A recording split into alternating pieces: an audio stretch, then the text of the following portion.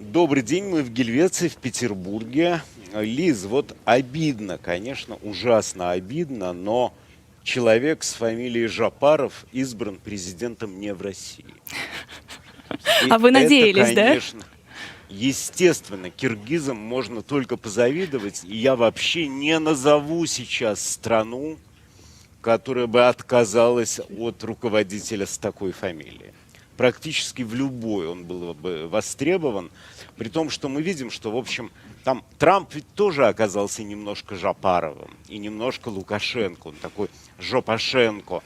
Он соединяет в себе черты этих двух великих государственных деятелей. И мы также понимаем, что сейчас мерно и неостановимо к границам России, подняв забрало над бледным лицом, скачет, значит, Навальный за очередной дозой новичка. Вот подсел, вероятно, он понимает, что нигде больше не дадут. Но не думаю, что его влечет так уж новая доза.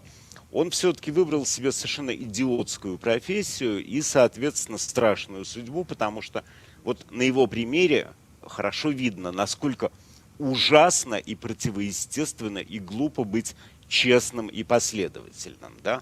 От этого, в общем, всегда попахивало, от честности всегда попахивало идиотизмом, но сейчас особенно сильно. Вообще вот хорошо быть мерзавцем, пиратом-наемником, и очень плохо быть благородным рыцарем, который должен совершать самоубийственные поступки, потому что если он не будет их совершать, то он заржавеет во всех своих сочленениях, и, вспоминая о нем, будут зевать даже драконы.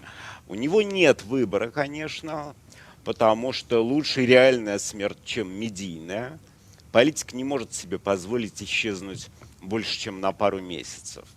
Ну а в России по-прежнему Путин, то есть все в порядке,